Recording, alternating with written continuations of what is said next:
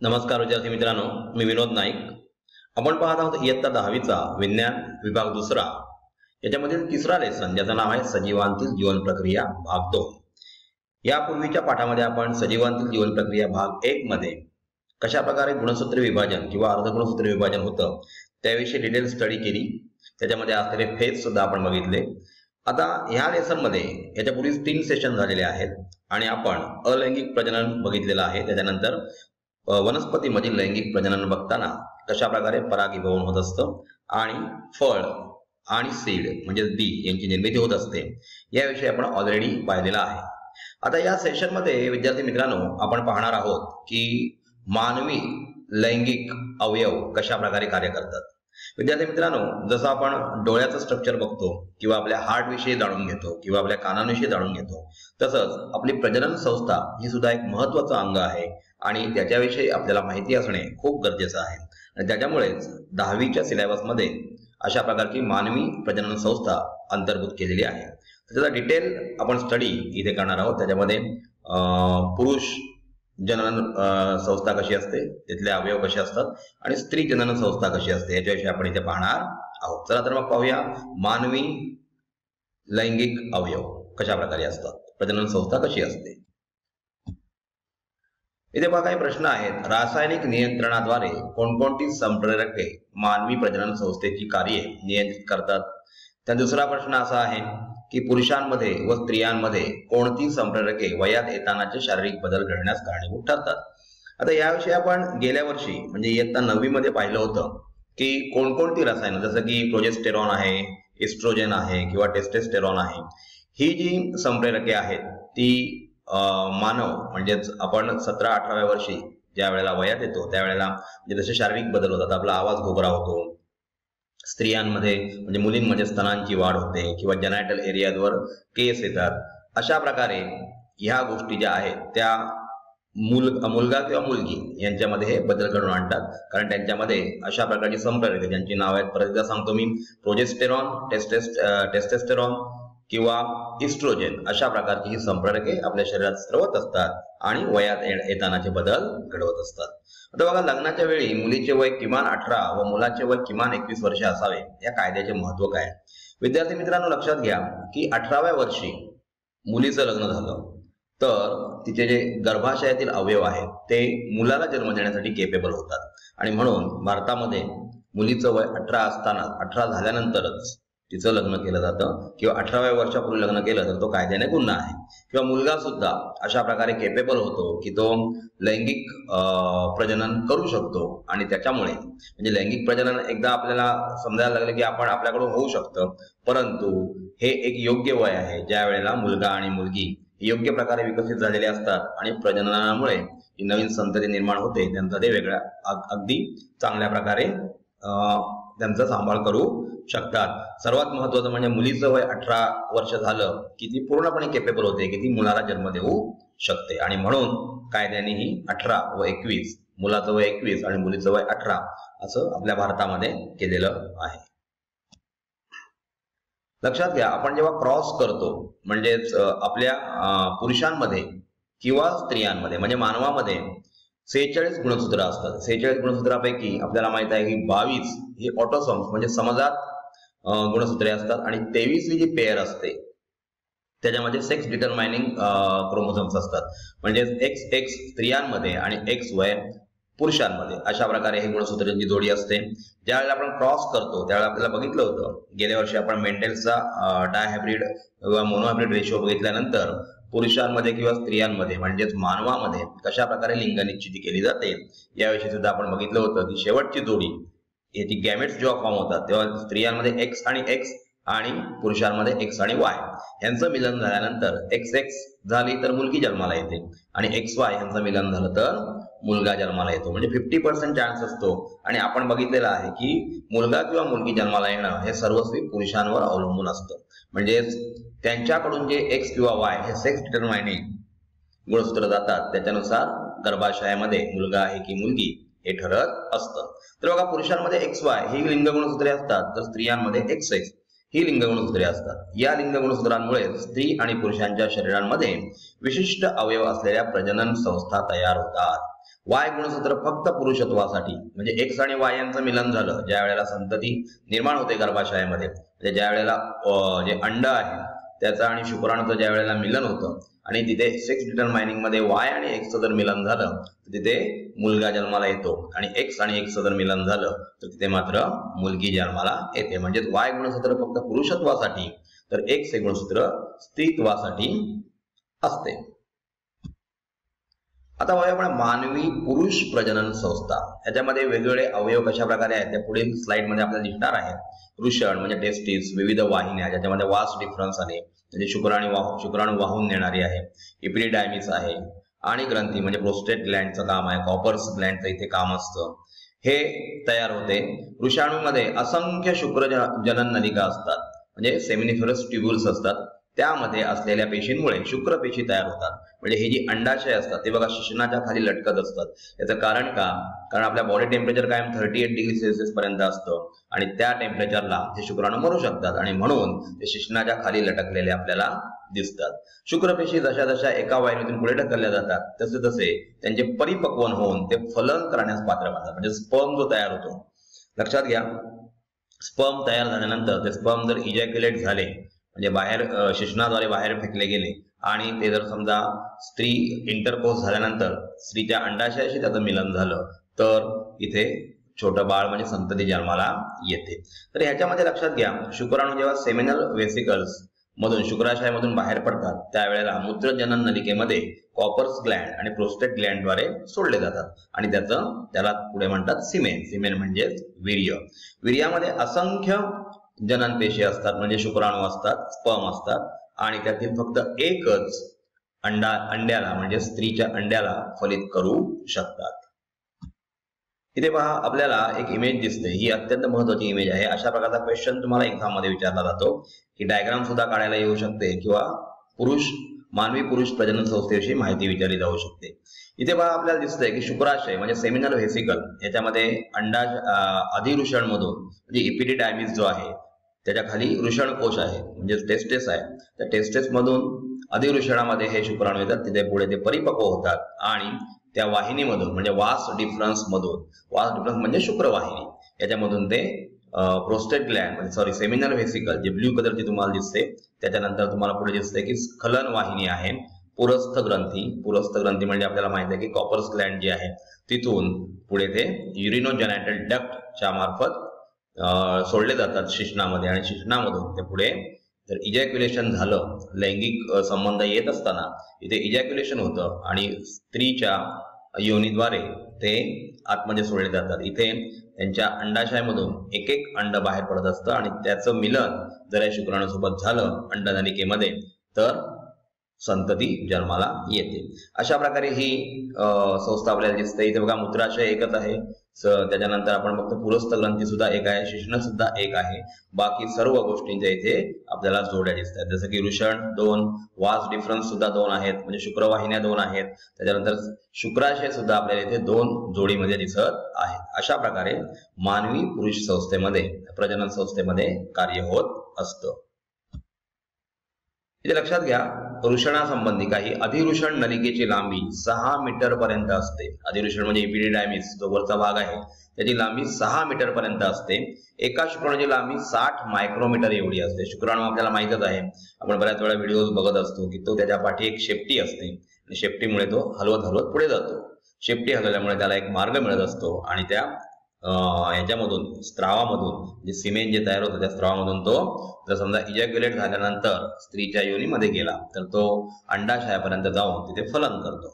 इतक्या लहान आकाराच्या शुक्राणूला पुरुष प्रजनन संस्थेतून बाहेर पडताना अंदाजे 6.5 मीटर लांबीचे अंतर कापावे लागते. विद्यार्थी मित्रांनो हे लक्षात घ्या, 6.5 मीटर लांब एवढी ही वाहिनी असते आणि त्याच्यामुळे एवढ्याशा शुक्राणूला आणि वीर्याच्या थेंबामध्ये असंख्य असे शुक्राणू असतात आणि त्यांना एवढी लांबी पार करून पुढे यावं लागतं. शुक्राणूला खूप मोठ्या प्रमाणावर ऊर्जेची आवश्यकता असते. त्यासाठी रेतामध्ये, आता रेत म्हणजे काय तर सिमेंट म्हणजे वीर्य, फ्रुक्टोज या नावाची शर्करा असते, त्यांना ऊर्जा पाहिजे आणि म्हणून शर्करा म्हणजे कार्बोहायड्रेट्स त्यांना ऊर्जा पुरवत असतात. आता आपण पाहूया मानवी स्त्री प्रजनन संस्था. स्त्री प्रजनन संस्थेमध्ये असणारे सर्व अवयव उदर पोकळीत असतात, म्हणजे ॲब्डॉमेन मध्ये असतात. त्यामध्ये किडनीच्या वरच्या बाजूला आपल्याला अंडाशयाची एक जोडी दिसते. अंडाशय म्हणजे ओव्हरीज. अंडनलिकेची एक जोडी त्याच्यामध्ये असते. एक गर्भाशय म्हणजे युटेरस ज्याला म्हटलं जातं, आणि एक योनी म्हणजेच वजायना ज्याला म्हटलं जातं, यांचा समावेश असतो. या व्यतिरिक्त वजायनाच्या वर बार्थोलिन्स ग्रंथी नावाची ग्रंथी असते, त्याची एक जोडी असते. आणि साधारणतः प्रत्येक महिन्याला एक अंडपेशी आळीपाळीने एका एका अंडाशयातून उदर पोकळीमध्ये सोडली जाते. विद्यार्थी मित्रांनो, सर्वात महत्वाची गोष्ट म्हणजे लक्षात घ्या की जेव्हा मुलगी आईच्या पोटामध्ये जन्माला येते तेव्हा 2 ते 4 मिलियन इतकी अंडी या अंडाशयात असतात. परंतु कालांतराने त्यांचं डिजनरेशन होऊन जेव्हा ती मुलगी जन्माला येते त्यावेळेला वयात आल्यानंतर साधारणतः 11-12व्या वर्षी तिची मेनिस्ट्रेशन सायकल म्हणजे एमसी सुरू होते. एमसी सुरू होते म्हणजे अंड जेव्हा गर्भाशयात येतं आणि त्याचं मिलन समजा सिमेन्सी म्हणजे स्पर्मची झालं नाही तर त्याचा एक थर आतल्या साईडला जमा होतो. तो पुढल्या सेशनमध्ये आपण पाहणार आहोत. आणि साधारण 28व्या दिवशी, दर महिन्याच्या 28 दिवसानंतर हे आतमध्ये जमा झालेला थर जो आहे तो बाहेर काढावा लागतो आणि त्यावेळेला त्या मुलीला पाळी येते असं म्हणतात. म्हणजेच एमसी चालू होते, मिनिस्ट्रेशन सायकल चालू होते आणि ती साधारण 4 ते 5 दिवस चालते. कधी कधी ही जेव्हा पाळी येते त्यावेळेला त्यातून जेव्हा हे आतमधलं आवरण बाहेर पडत असतं त्यावेळेला पोटामध्ये खूप वेदना होत असतात.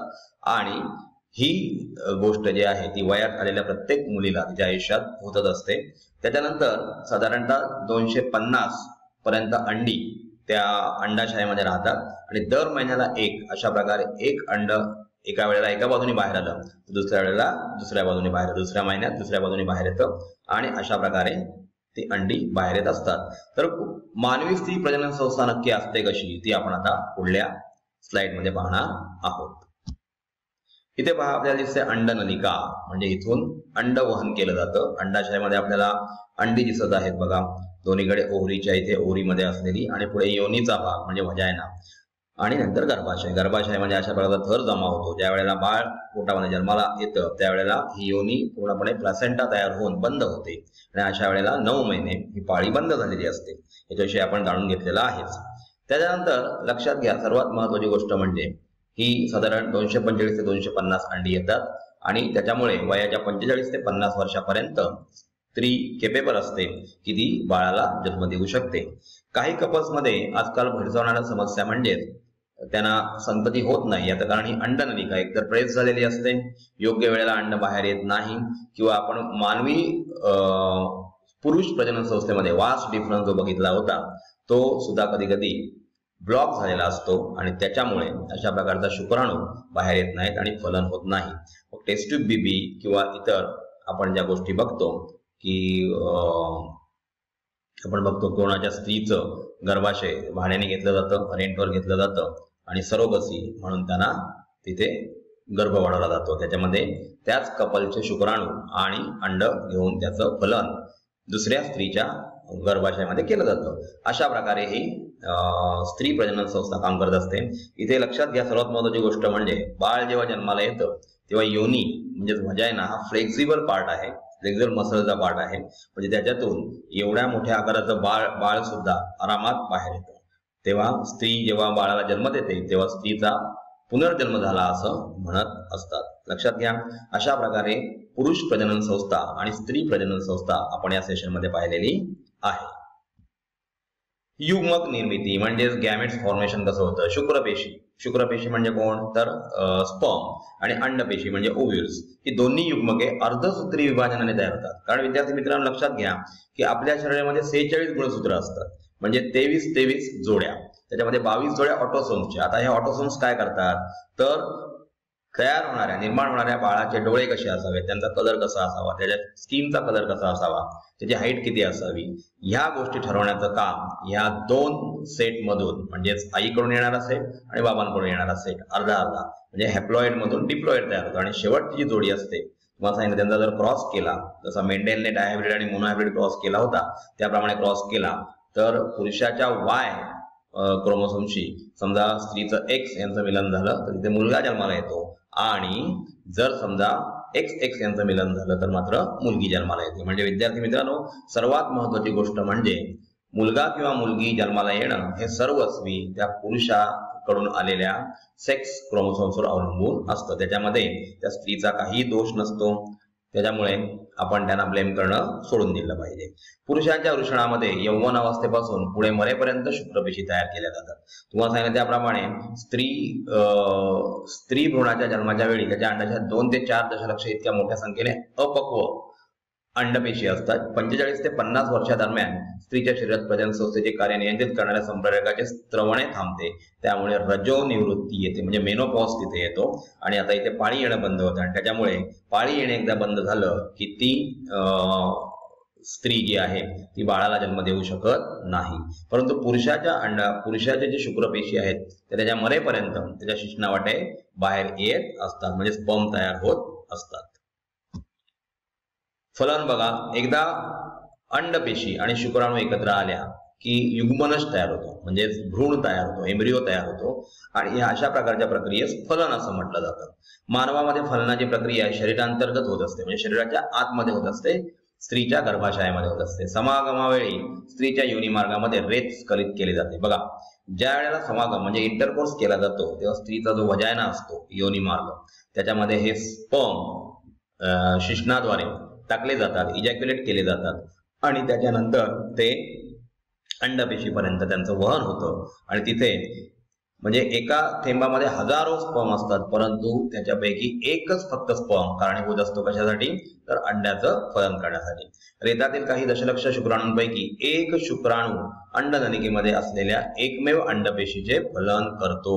कारण अंड प्रत्येक वेळेला एकच बाहेर पडत असतं, एकदा एका बाजूनी तर एकदा दुसऱ्या बाजूने. अशा प्रकारे हे अंडाचं फलन स्त्रीच्या गर्भाशयामध्ये होतं, स्त्रीच्या अंडनलिकेमध्ये होतं आणि तिथून ती अंडनलिकेतून जो भ्रूण तयार होतो तो गर्भाशयाला येऊन चिकटतो आणि त्याच्यानंतर अंड्याच्या बाहेरचा भाग जो आहे त्याच्यापासून प्लासेंटा तयार होतो आणि प्लासेंटातून अम्बिलिकल कॉर्ड येऊन त्या मुलाच्या बेंबीमध्ये जी जाते. आई जे काय अन्न खाते त्याच्यातले जीवनसत्व किंवा प्रोटीन्स हे त्या अम्बिलिकल कॉर्डद्वारे यांच्यामध्ये बाळापर्यंत पोहोचवले जातात. आपल्याला माहिती आहे की स्टेम सेलची निर्मिती सुद्धा अम्बिलिकल कॉर्ड मध्ये होत असते आणि अशा प्रकारे हे मानवामध्ये फलन केलं जातं, म्हणजे फर्टिलायझेशन होतं.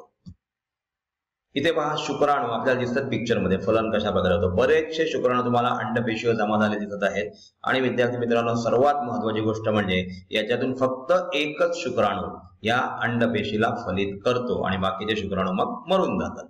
तर रजोनिवृत्तीच्या वय जवळ येताना शेवटच्या काही वर्षात अंडाशयातून बाहेर पडणाऱ्या अंडपेशी 40 ते 50 वर्ष जुन्या असतात, त्यामुळे ते बाळाला जन्म देऊ शकत नाहीत. युग्मक तयार करणाऱ्या पेशींमध्ये गुणसूत्रांची संख्या द्विगुणी म्हणजे 2n असते. त्यात अलिंगी गुणसूत्रांच्या 22 जोड्या आणि एक जोडी लिंग गुणसूत्रांची. ह्याच्यामध्ये मी तुम्हाला ऑलरेडी डिस्कस केलेला आहे. म्हणजे 44 + XX हे स्त्रीमध्ये आणि 44 + XY हे पुरुषांमध्ये. शेवटची जोडी जी आहे ती लिंग गुणसूत्र निश्चित करणारी आहे.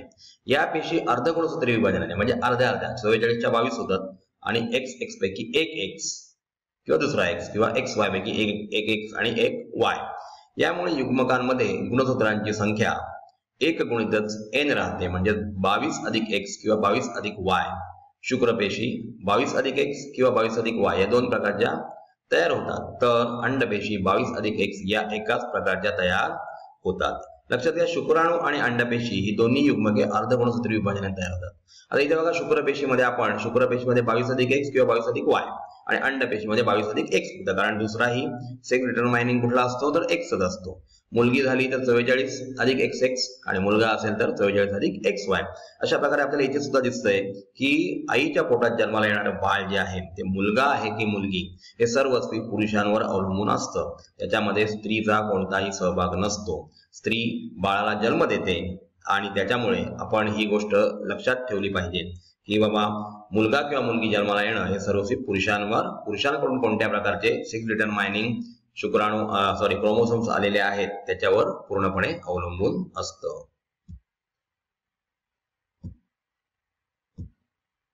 तर विद्यार्थी मित्रांनो, आपण या सेशन मध्ये काय शिकलो तर कशा प्रकारे मानवामध्ये लिंग निश्चिती केली जाते, त्याचप्रमाणे आपण पुरुष प्रजनन संस्था कशा प्रकारे कार्य करत असते आणि स्त्री प्रजनन संस्था यांचं कार्य कशा प्रकारे होतं याविषयी आपण सखोल ज्ञान या सेशनमध्ये घेतलेला आहे। अजूनही आपल्याला काही डिफिकल्टीज असतील, काही क्वेरीज असतील तर तुम्ही आम्हाला आमच्या ॲप मार्फत विचारू शकता। आम्ही तुमच्या प्रत्येक शंकेचं समाधान या ॲप मार्फत करत असतो।